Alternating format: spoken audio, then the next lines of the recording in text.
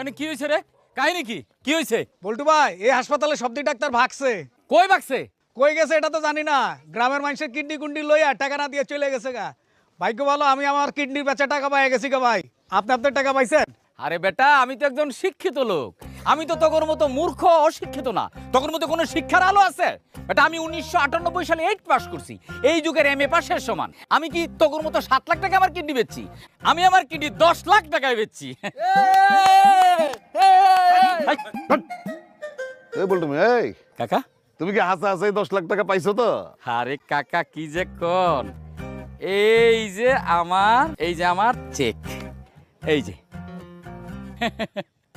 খালি ব্যাংকটা খুঁজে পাইতেছি না। ব্যাংকটা খুঁজে পাইলে টাকাটা ক্যাশ করুম।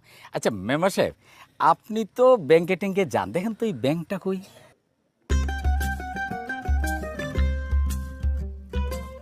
চিনবেন কেমনে?